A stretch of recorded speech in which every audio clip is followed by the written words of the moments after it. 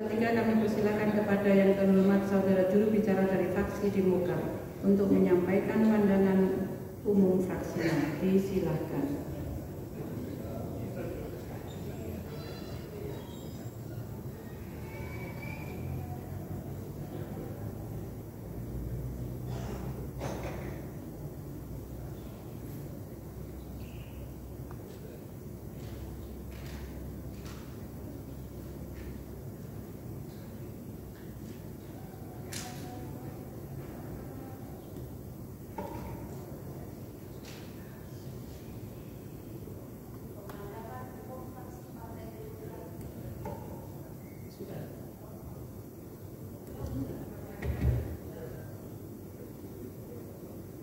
Pemandangan umum fraksi Partai Demokrat terhadap Raperda tentang perubahan APBD Kabupaten Banyuwangi tahun 2025. Assalamualaikum warahmatullahi wabarakatuh.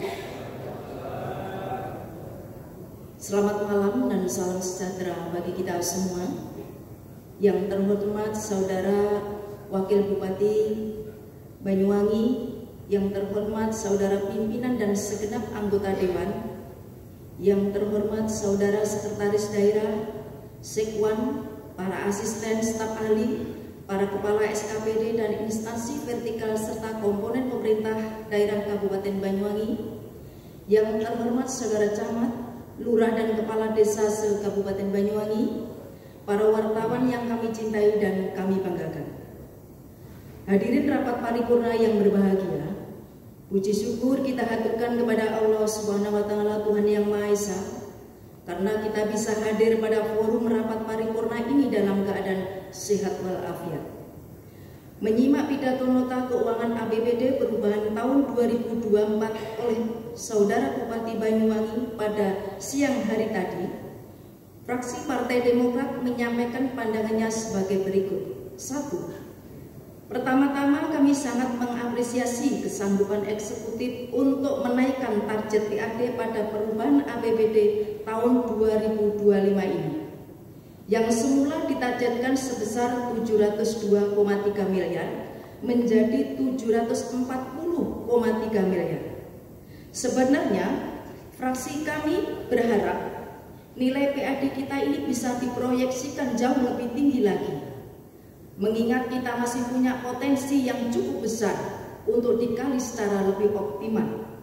Sebagai contoh, PAD yang bersumber dari option pajak kendaraan bermotor hanya ditarget sebesar 54,4 miliar. Padahal potensinya antara 80 hingga 90 miliar. Perhitungan ini didasarkan pada jumlah kendaraan bermotor di Banyuwangi yang telah dikenai pajak sejumlah 1.143.192 unit kendaraan.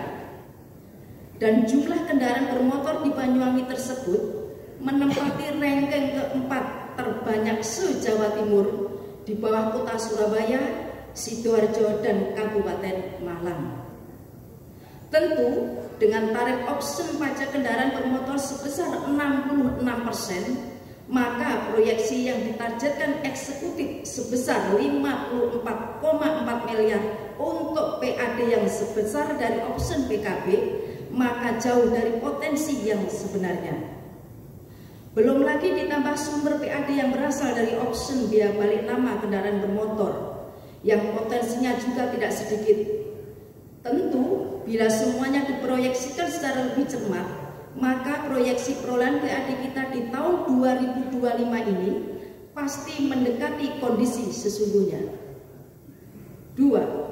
Sesuai amanat Impres nomor 1 tahun 2025 tentang efisiensi belanja dalam pelaksanaan APBN dan APBD 2025, maka kami berharap eksekutif membatasi belanja untuk kegiatan yang bersifat seremonial, kajian, studi banding, percetakan, publikasi, dan seminar, dan sebagainya.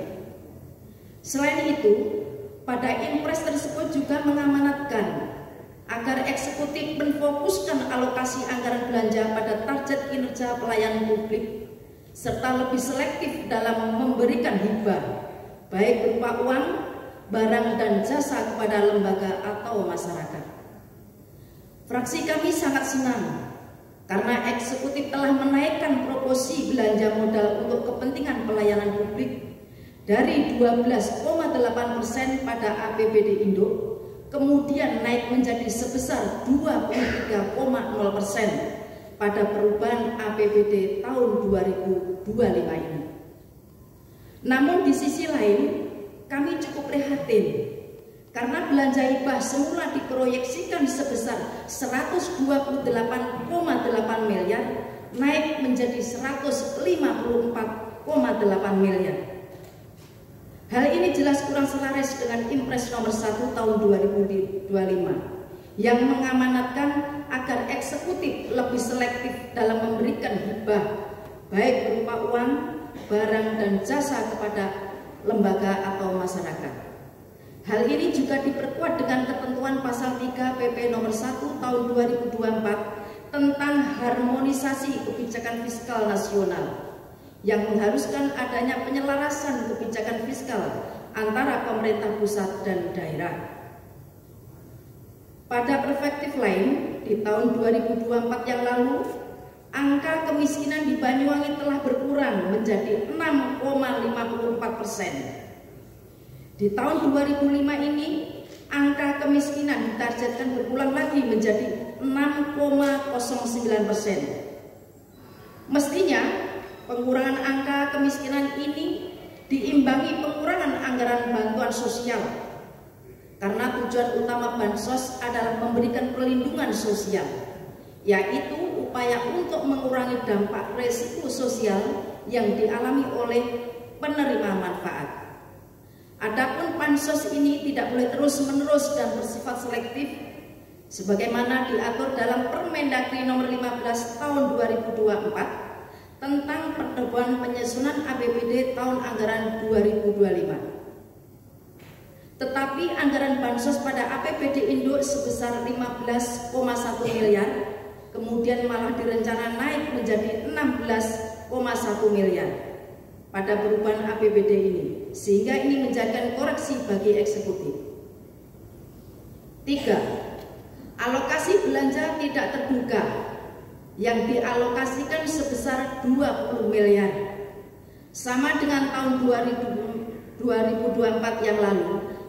Menurut fraksi kami, anggaran BTT tersebut perlu lebih dihemat dan dibuat lebih realistis, karena serapan anggaran BTT tahun 2024 yang lalu hanya sebesar 465,3 juta atau hanya 2,3% dari 20 miliar. Selain itu, pada dokumen RPJMD tahun 2025 sampai 2029, anggaran BTT tercatat dialokasikan sebesar 10 miliar setiap tahun. Ini perlu disinkronkan antara APBD dan RPJMD. Dengan demikian, bila ada penghematan anggaran sebesar 10 miliar, bisa kita refocusing untuk menambah standing mandatory. Rapat Dewan yang terhormat, mengakhiri pidato fraksi ini, kami akan bacakan sebuah pantun.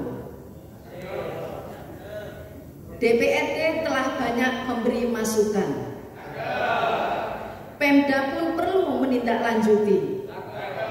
Terima kasih banyak kami ucapkan. Semoga Pemda dan DPRD selalu bersinergi. Buah manggis, buah kendodong. Jangan lupa janji manisnya dong. Demikian pemandangan umum fraksi Partai Demokrat ini disampaikan. Sekian, terima kasih. Wassalamualaikum warahmatullahi wabarakatuh. Banyuwangi, 19 Juni 2025, fraksi Partai Demokrat, Dewan Perwakilan Rakyat Kabupaten Banyuwangi, Ketua Emi Wahyuni Dwi Lestari, pembaca Yusin. Terima kasih.